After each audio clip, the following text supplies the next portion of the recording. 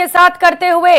दौसा से बड़ी खबर है, मासूम के साथ दरिंदगी करने वाला एसआई सेवा से बर्खास्त कर दिया गया है। दुष्कर्म के आरोपी सब इंस्पेक्टर को बर्खास्त किया गया है। जयपुर रेंज के आईजी ने एसआई भूपेंद्र सिंह को सेवा से बर्खास्त किया है। आरोपी एसआई ने कल राहुवास में महज 4 साल की बच्ची के साथ रेप किया था। एसपी वंदिता राणा ने कल ही आरोपी सब इंस्पेक्टर को सस्पेंड किया था और आज आईजी ने एसआई को बर्खास्त कर दिया है। दौसा से इस वक्त ये बड़ी खबर, लगातार इस रेप मामले को लेकर राजनीति भी हो रही है और कई राजनीतिक पार्टियां लगातार पीड़ित के घर पे पहुंच रही हैं, आश्वासन दिया जा रहा है। तो इस मामले को लेकर एक और कार्रवाई हुई है। सब इंस्पेक्टर भूपेंद्र सिंह को बर्खास्त कर दिया गया है। आईजी की ओर से ये ऑर्डर जारी किए गए हैं। इस घटनाक्रम को लेकर पूरे क्षेत्र में ना सही पूरे बल्कि प्रदेश में भी गुस्सा देखने को मिल रहा है। देश भर में इस घटना का जिक्र हो रहा है क्योंकि यहाँ पर रक्षक ही भक्षक बन गया। एक पुलिस वाला जिसने 4 साल की मासूम बच्ची के साथ दुष्कर्म किया। बच्ची खेलते खेलते एसआई के पास जा पहुंची थी और उसके बाद नशे में धुत पुलिस वाले ने 4 साल की मासूम के साथ दुष्कर्म किया। इस घटनाक्रम के बाद से ही लगातार कार्रवाइयां भी की जा रही हैं। सबसे पहले एफआईआर दर्ज कर आरोपी पुलिस वाले को गिरफ्तार किया गया। उसके बाद एसपी वंदिता राणा ने कल ही आरोपी सब इंस्पेक्टर को सस्पेंड किया था और अब आरोपी को बर्खास्त कर दिया गया है।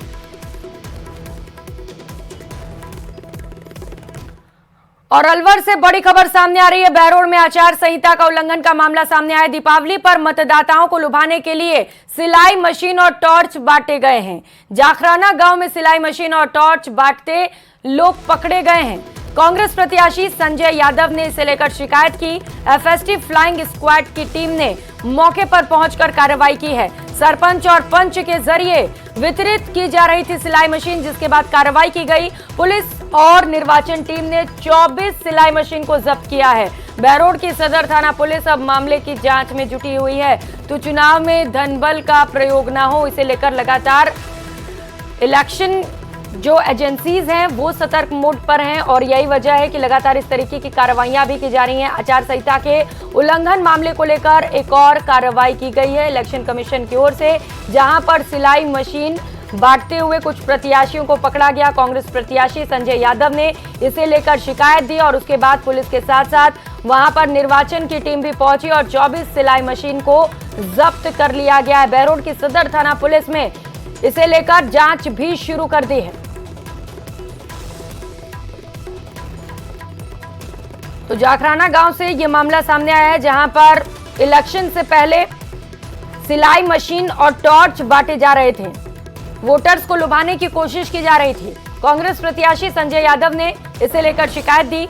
इसके बाद एफएसटी की फ्लाइंग स्काउट की टीम वहां पर पहुंची और उसके बाद यहां पर कार्रवाई करते हुए 24 सिलाई मशीन को जब्त कर लिया गया। ये तस्वीरें भी सामने आ चुकी हैं अलवर के बहरोड से, जहां पर चुनाव में धन बल का प्रयोग करने की कोशिश की जा रही थी प्रत्याशी द्वारा और इसके बाद कांग्रेस के एक प्रत्याशी ने इसे लेकर शिकायत दी, जहां पर सिलाई मशीन और टॉर्च बांटे जा रहे थे।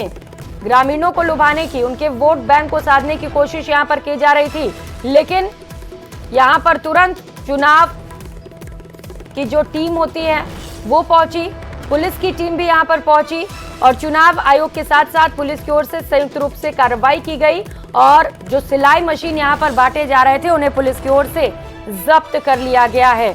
लगातार आचार संहिता लागू होने के बाद इस तरीके से उल्लंघन की तस्वीरें भी सामने आती चली जा रही हैं और उसी क्रम में एक और बड़ी कार्रवाई हुई है बहरोड में, जहां पर आचार संहिता का उल्लंघन किया जा रहा था और जैसे ही कांग्रेस के प्रत्याशी ने इसे लेकर शिकायत दर्ज कराई, निर्वाचन विभाग की टीम यहां पर पहुंची, पुलिस की टीम पहुंची, जांच पड़ताल की गई और उसके बाद 24 सिलाई मशीन को जब्त कर लिया गया है। हालांकि इस पूरे मामले पर अभी जांच भी जारी है और बहरोड की सदर थाना पुलिस मामले की जांच में जुटी है और अब देखना है कि आगे दोषियों पर क्या कार्रवाई की जाती है।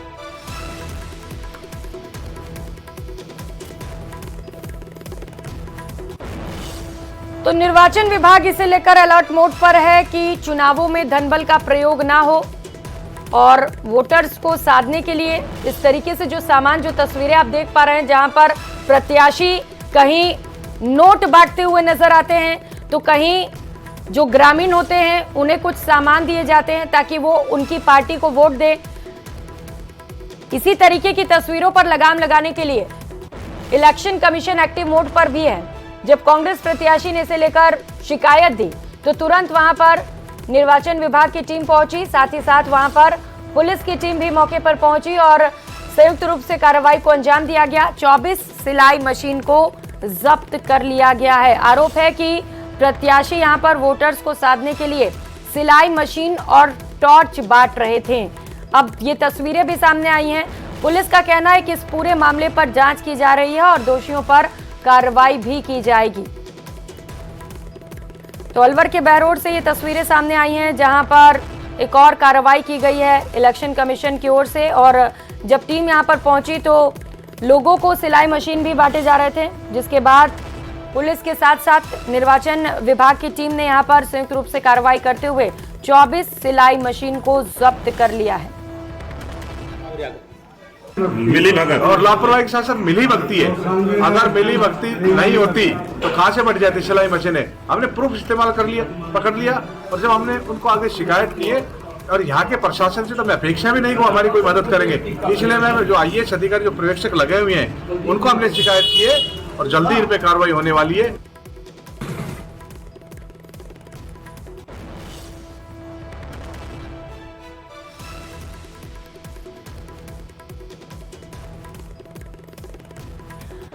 तो तस्वीरें आप लगातार देख पा रहे हैं। लोकतंत्र का सबसे बड़ा त्योहार होता है जब लोग पहुंचते हैं पोलिंग बूथ तक, अपने मतों का प्रयोग करते हैं, लेकिन इन वोट को साधने के लिए तमाम तरह तरह के हथकंडे प्रत्याशियों द्वारा अपनाए भी जाते हैं, जहां पर पैसे का दुरुपयोग किया जाता है, धनबल का दुरुपयोग किया जाता है। और ऐसी ही तस्वीरें एक बार फिर से सामने आई अलवर के बहरोड से, जहां पर वोटर्स को साधने के लिए सिलाई मशीन से लेकर टॉर्च भी दिए जा रहे थे, लेकिन अब इस पर कार्रवाई करते हुए 24 सिलाई मशीन को जब्त किया गया है। और खबरों में आगे बढ़ेंगे। लोकसभा स्पीकर ओम बिरला अपने संसदीय क्षेत्र कोटा के दौरे पर हैं और दीपोत्सव के पर्व पर अपने शहर की जनता के बीच बिरला पहुंच रहे हैं। बिरला ने कोटा के महावीर नगर इलाके में लोगों के बीच पहुंचते ही उन्हें दिवाली की शुभकामनाएं दी। इस दौरान न्यूज 18 राजस्थान से बिरला ने खास बातचीत करते हुए कहा कि ये खुशियों का पर्व है, एकजुटता का पर्व है। सुनिए क्या कुछ कहा। प्रगति और हम सब हमारी सामूहिक संस्कृति संस्कारों से दिवाली मनाएंगे। और मैं देख रहा हूँ कि कई वर्षों के बाद दिवाली की रौनक है। बाजार के अंदर लोग खरीदारी कर रहे हैं और ख़रीदारी भी लोकल प्रोडक्ट की कर रहे हैं। हाथ से बने हुए मिट्टी के बर्तन, हाथ से बने मट्टी दिए, और आप देख रहे हो जो सब चीज़ें बनी हुई भारत की है। ये नया एक परिवर्तन है जो प्रधानमंत्री जी ने कहा था कि हमें लोकल प्रोडक्ट को बढ़ाना भी है और लोकल वोट को खरीदना भी है। तो उस आह्वान को लोगों ने माना है। और बाजार में मैं अब चाइना का माल नहीं देखा, भारत के मजदूर का, भारत के कारीगरों का बनाए हुए उस माल को यहाँ देख रहा हूँ, मुझे प्रसन्नता हो रही है। आ जाओ। और कोई विशेष संदेश इस दिवाली पर, इस त्योहार पर, साल के सबसे बड़े त्योहार पर कोई दिवाली पर हम सबको सामूहिकता के साथ मिलकर सबकी समृद्धि हो, समाज के अंतिम व्यक्ति के जीवन में कल्याण हो। जैसे दिया लोगों के जीवन में उजाला करता है, जलता दिया घी और बत्ती है लेकिन दिया दिखता है, उसी तरीके समाज में सबके जीवन में बदलाव, सामूहिकता से बदलाव। तो राजस्थान में चुनाव की रणभेरी बज चुकी है। 23 नवंबर को चुनाव के लिए प्रदेश में दोनों दलों के केंद्रीय नेताओं का आवागमन बढ़ा है। ऐसे में जयपुर एयरपोर्ट पर सियासी उड़ानों की बाढ़ सी आ गई है। नियमित उड़ानों के साथ साथ दिन में 7 से 8 निजी विमान जयपुर एयरपोर्ट से रोज संचालित हो रहे हैं। निजी विमान कंपनियां इन दिनों जमकर चांदी कूट रही हैं। हेलीकॉप्टर से लेकर चार्टर्ड विमान तक रोज जयपुर के आसमान में चक्कर लगा रहे हैं। कुछ नेताओं ने तो अपने लिए चुनावों तक हेलीकॉप्टर बुक भी कर लिए हैं। जयपुर इंटरनेशनल एयरपोर्ट पर अब नियमित उड़ानों के साथ साथ सियासी उड़ानों का चलन भी बढ़ने लगा है। मैं कुछ तस्वीरें आपको रनवे की तरफ से दिखाना चाहूँगा। यहाँ पर अब चॉपर और चार्टर्ड प्लेन्स चुनाव के दौरान लगातार उड़ान भर रहे हैं। एयरपोर्ट के सूत्रों के मुताबिक 7 से 8 चार्टर्ड विमान रोज यहाँ पर उड़ान भर रहे हैं। साथ ही साथ जो विमानन कंपनियां हैं, जो निजी विमानन कंपनियां हैं, उनके मुताबिक 2.5 से 3 लाख रुपए प्रति घंटे हेलीकॉप्टर और 5 से 6 लाख रुपए प्रति घंटे चार्टर्ड विमानों का किराया यहाँ पर सियासतदान दे रहे हैं। ये उड़ानें अभी काफ़ी समय तक जारी रहेगी, क्योंकि राजस्थान विधानसभा चुनाव के बाद लोकसभा चुनाव भी आने वाले हैं।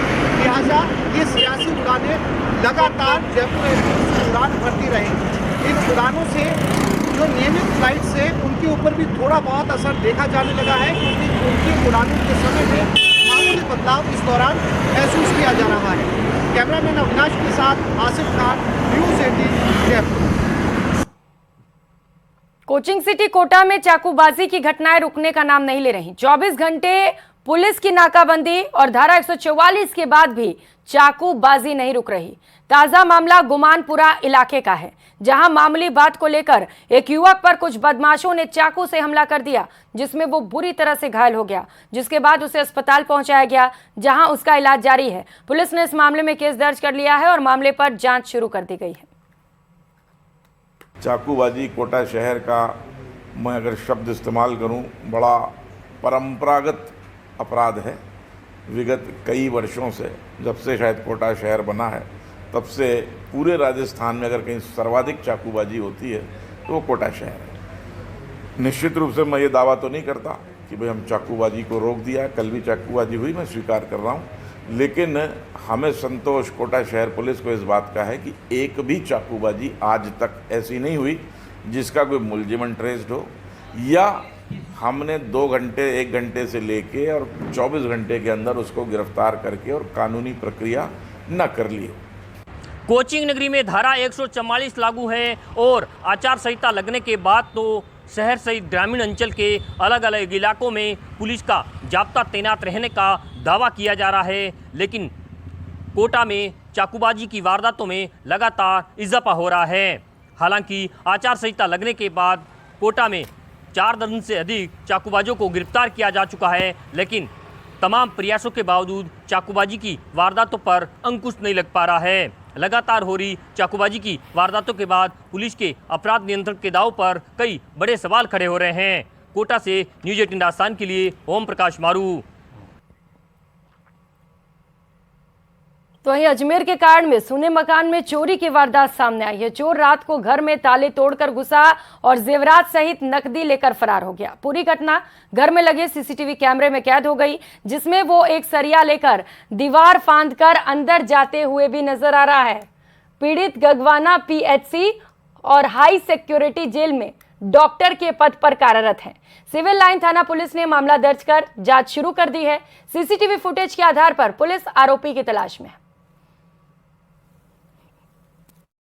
काइड कॉलोनी में, शुभम कॉलोनी काइड में अपना मकान है और 10 तारीख को सुबह करीब 1:30 बजे सीसीटीवी फुटेज में देखा गया कि मतलब अज्ञात व्यक्ति लोग तोड़ के दीवार फांद कर अंदर मकान में एंटर हुआ और 15-20 मिनट वो मकान के अंदर रहा है। और जब मैं वापस सुबह पहुंचा घर पे तो लोग वगैरह टूटे हुए मिले। और देश भर में 12 नवंबर को धूमधाम से रोशनी का त्योहार दीपावली मनाया जा रहा है। लोगों ने त्योहार मनाने से पहले घरों को सजा लिया है। बच्चों ने भी अपने अपने ढंग से दीपावली मनाने की तैयारियां भी शुरू कर दी हैं।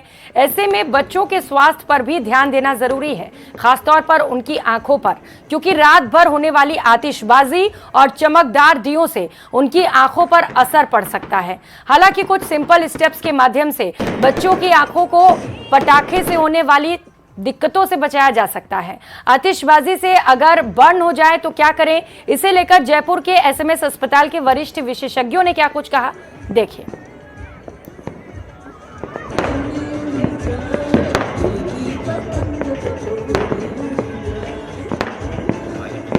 फोड़े जाते हैं तो उसमें कुछ यदि हम अपन सावधानियां बरतें तो डेफिनेटली इन हादसों से बचा जा सकता है। तो सभी से गुजारिश रहेगी कि किसी भी तरह का पटाखा हाथ में ना चलाएं। पहली चीज़। दूसरी चीज़ ये है कि पटाखों को जब भी हम चलाएं तो किसी खुले मैदान में, जहाँ तक हो सके खुले मैदान में चलाए जाएं। यदि जब पटाखे चलाएं तो बच्चों को खासकर बच्चों को अपने साथ लेके ही चलाएं, क्योंकि बच्चे बहुत ही नोटोरियस रहते हैं और उस समय कहीं भी चले जाते हैं, तो उस कारण से उनमें हादसे होने के चांसेस बहुत ज़्यादा रहते हैं। और साथ में पटाखे चलाते समय एक ध्यान जरूर हमें अवश्य ये रखना चाहिए कि किसी भी तरह के लूज कपड़े ना पहने और सिंथेटिक ना पहने, क्योंकि सिंथेटिक कपड़े बहुत जल्दी आग पकड़ लेते हैं। और साथ में एक सबसे बड़ी प्रिकॉशन जो हमको लेनी चाहिए, इनके साथ साथ ये तो मैंने आपको बताया कि कैसे हम पटाखों को हमें चलाना चाहिए, पर साथ में एक पानी की बाल्टी, जहाँ भी हम पटाखे चलाएं एक पानी की बाल्टी हरदम साथ में रखें। पानी भी नॉर्मल पानी, जो नल का बहता हुआ पानी होता है उसी को लें, कोई ठंडा पानी हमें नहीं डालना। तो जब भी बाई चांस यदि किसी तरह का कोई हादसा हो भी जाता है तो वो पानी से हम उसको इमीडिएटली बुझा दें। तो पानी से बुझाने से दो चीज़ें होती है, एक तो जो है परसेंटेज ऑफ बर्न, जो आपका एरिया बॉडी का जल है वो कम हो जाता है, और साथ में डेप्थ कम हो जाती है। तो ये प्रिकॉशंस हमें हरदम लेनी चाहिए, जिसके कारण से हम इस त्योहार को खुशी में ही कर सकते।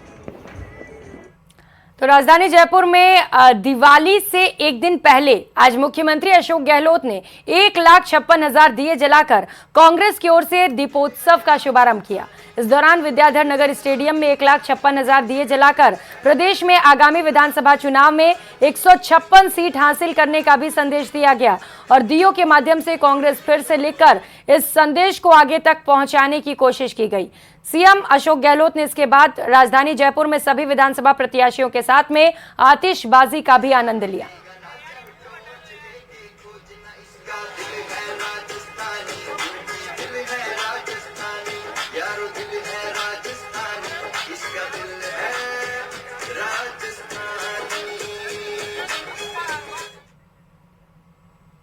तो वहीं जोधपुर के शहर में एक और जहां गुलाबी ठंडक दस्तक दे रही है, तो इसी के साथ चुनावी गर्मी भी परवान चढ़ने लगी है। केंद्रीय जल शक्ति मंत्री गजेंद्र सिंह शेखावत जोधपुर में अपना पूरा दमखम दिखा रहे हैं। इसी के तहत आज उन्होंने भीतरी शहर की तंग गलियों में जनसंपर्क किया। इस दौरान गजेंद्र सिंह शेखावत के साथ राज्यसभा से सदस्य राजेंद्र गहलोत और बीजेपी के पदाधिकारी भी मौजूद रहे। साथ ही गजेंद्र सिंह शेखावत की दोनों बेटियां भी जनसंपर्क में मौजूद रहीं। जनसंपर्क के दौरान गजेंद्र सिंह शेखावत जालोरी गेट के भीतर स्थित सूरसागर से मौजूदा विधायक सूर्यकांता व्यास के आवास पर पहुंचे, जहां उन्होंने सूर्यकांता व्यास से आशीर्वाद भी लिया। इसके बाद इसके अलग अलग जगहों पर, शहरों पर वो पहुंचे और भीतरी संग गलियों में जाकर जगह जगह पर लोगों से उन्होंने मुलाकात की। इस दौरान लोगों ने भी उनका जोरदार स्वागत किया। जोधपुर शहर में एक तरफ गुलाबी ठंडक की बढ़ती दस्तक और इसके साथ ही राजनीतिक गर्माहट और उसके साथ मौसम जो है त्योहारों का है। जोधपुर शहर के भीतरी शहर में जो है गजेंद्र सिंह शेखावत निकल पड़े हैं हर मतदाता से संपर्क करने, बात करने का प्रयास करेंगे। सर, किस तरह का माहौल है शहर में? देखिए, आप खुद देख सकते हैं जिस तरह से लोग स्वागत के लिए आतुर हैं, उमड़ रहे हैं, और जिस तरह से लोगों का स्नेह और समर्थन मिल रहा है। भारतीय जनता पार्टी को सामने से आकर के लोग जिस तरह से उत्साह से समर्थन देने का संकल्प व्यक्त कर रहे हैं, ये इस बात का परिचय है कि भारतीय जनता पार्टी प्रचंड बहुमत के साथ में सरकार में आ रही है। लोग वर्तमान राज्य के कुशासन से, इस शासन के समय फैली अराजकता से, अव्यवस्थाओं से, बढ़ते हुए अपराध से, महिलाओं के प्रति बढ़ते हुए अपराध से लोग न केवल पीड़ित हैं, व्यथित हैं, अभी तो आक्रोशित भी हैं, और इस वर्तमान व्यवस्था को बदल करके यहाँ सुशासन को स्थापित करने के लिए माननीय मोदी जी की डबल इंजन की सरकार बनाने के लिए आतुर है। सर, बात करें जोधपुर शहर की, जोधपुर जिले की 10 सीटों की, कितनों पे कमल खिलाने का आपका जो है प्रयास है? ठीक है, सबकी सब सीटों में भारतीय जनता पार्टी जीतने वाली है। और जिस तरह से अभी हाल ही में जो एक कांग्रेस के वरिष्ठ नेता और अशोक गहलोत के मित्र रामेश्वर तादिच आपके खेमे में आए हैं, कहीं न कहीं ब्राह्मण वोट बैंक पर एक बड़ी सेंधबाजी है। ये सिर्फ शुरुआत है। अभी इस क्रम में बहुत सारे लोग भारतीय जनता पार्टी में आने को आतुर भी हैं और आते हुए आप देखेंगे। शेखावत जोधपुर जिले में पूरा दमखम लगा रहे हैं और कहीं ना कहीं एक शेखावत का प्रयास है कि ज्यादा से ज्यादा कमल जोधपुर से खिले। इसको लेकर भीतरी शहर में पद यात्रा पर निकल चुके हैं शेखावत, और देखने वाली बात है कि इसका क्या असर सामने आता है। कैमरामैन समीर खान के साथ चंद्रशेखर व्यास, न्यूज 18 राजस्थान, जोधपुर। इस बुलेटिन में फिलहाल इतना ही। खबरों का सिलसिला जारी है, आप बने रहिए हमारे साथ।